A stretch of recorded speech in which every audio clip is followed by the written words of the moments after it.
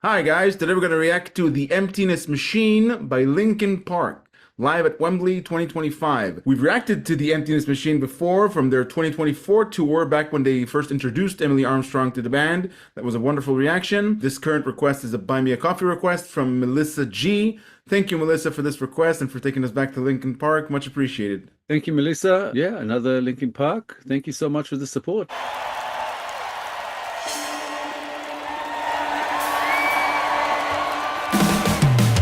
Your blades sharpen with precision,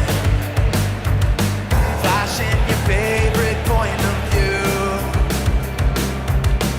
I know you're waiting in the distance, just like you always do, just like you always do. Already pulling me in, already under my skin, and I know exactly how this ends. I let you cut me open just to watch me bleed. Gave up who I am for who you wanted me to be. Don't know why I'm hoping for what I won't receive. Falling for the promise of the emptiness machine. The emptiness machine.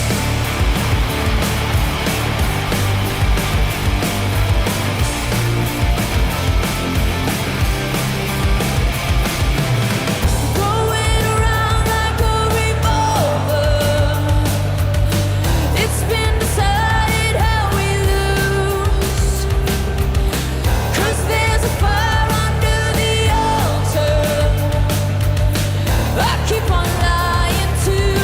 I keep on lying to. I remember when we first reacted to the song back when they performed, I think it was in Burbank Studios. I don't know, but it was in their 2024 tour. The more I listened to them with Emily in the lineup, the more I feel like that she revived a new spirit to the band. It gave them a different signature. I think I mentioned it before. You had the band with Chester, now you have the band with Emily. It's the same Linkin Park, but it's a different statement. It's a beautiful song. It's a beautiful performance. You can see just by the vast audience how this Linkin Park is loved and appreciated, and I couldn't agree more. This is beautiful. Yeah, it's a great song. And I remember it from last time because I thought that it's got this killer chorus that really, really works. I thought that the combination of Mike and Emily really, really works well. When the song started, I thought that last time sounded a little bit better because it was more intimate and it sounded maybe a little less heavy at the beginning. It sort of slowed us into it. But then once they started really kicking in, I was like, oh, maybe not. This is good too. This is like an awesomely massive audience compared to last time. The last time was, like I said, more intimate, so it's a smaller venue. It's an awesome song. That killer chorus is very much here. I'm really enjoying it. What you were saying about Linkin Park, with Chester and now with Emily, in my mind, it's a new band. It's not the same Linkin Park. The style is different, and I'm not saying that in a bad way because I've already expressed in previous episodes that I didn't really connect with Linkin Park of the past. The Chester version, even though I did have immense amounts of respect for them and their music because I thought the songs were great. They were, like I said, all over the radio. I would hear them everywhere. I would bop along to them. I just never really listened to them at home. They were never a band whose, CDs I bought and went home to listen to and go through the lyrics. They weren't my kind of thing, but they were very good. Thing is, I'm really connecting to this version because I think that they are slightly less heavy, but also maybe in a way less commercial. I think that last time they were a very commercial band that were kind of riding a wave of other bands that weren't so commercial, because they came sort of after grunge. I think that now they are less sort of new metal and more hard rock, and I'm enjoying them a lot more. So full respect to the band and their previous music and everything. I really think that they are great musicians, but I'm connecting with this music a lot more than I did in the past. And this kind of reminded me that I'm actually going to see them live next month. So Yeah.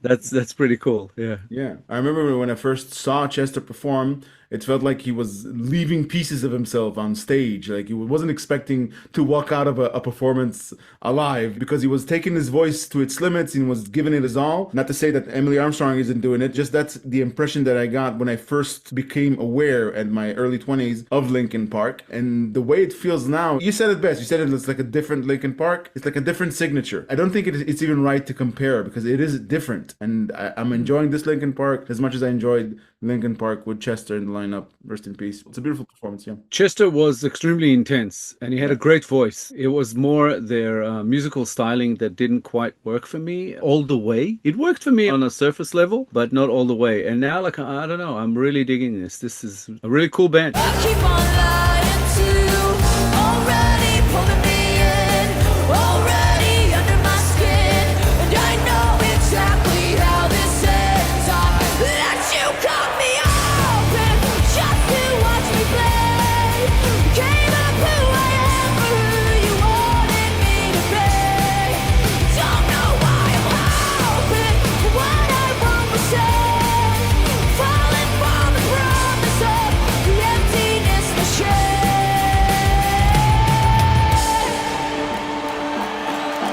I only wanted to be part of something. I only wanted to be part of. I only wanted to be part of something. I only wanted to be part of. I only wanted to be part of something. I only wanted to be part. I let you cut me open just to watch me play. Gave up who I am for who you wanted me to be. Don't know why I'm hoping so fucking I am.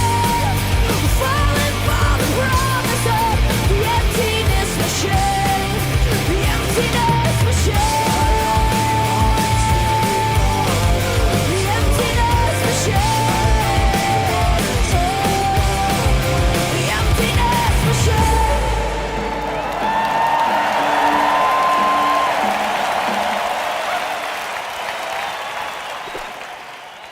I love this performance, I think, just as much as I did when we first reacted to the song. Emily's hyper-focused. She's all in. She transcends like her human form. When you look at her face, she's no nonsense. She's in there. I really like that about her. I said before, she has like a movie star persona, a lot of charisma. If she ever were to take on a film career, I would go see a movie starring Emily Armstrong. Love this performance. I love the combination between her voice and Mike Shinoda's voice. They work really well together. What else is there to say? I love this band. Yeah, I think that in previous reactions, we have discussed quite a bit, you know, her Emily's presence. She has this presence about her. The longer the song went, I thought, you know, she's just as intense, maybe, you know, as Chester. The funny thing is, as I'm listening to it, I was thinking about what we talked about earlier, and I think that maybe previous Linkin Park, to my liking, to my taste, probably not really, but just to my taste, maybe their music was a little bit overproduced. I feel like this time around they went back to basics and it sounds much cleaner, much better, you know, much more authentic to me, and I'm really loving it. As you said, the way their voices are, I think works a little bit better than Mike and Chester's together, because those were a little bit maybe closer together, whereas here you've got more of a range between sort of male and female voice that works really, really well together. So I'm loving everything about this new Linkin Park and every song we've heard so far. It was actually nice to go back to this one because we've heard it before. There's a little bit of familiarity. That was kind of cool. I'm really loving everything that we're hearing from them so far. And yeah, I'm definitely looking forward to more. That was really, really cool. Yeah,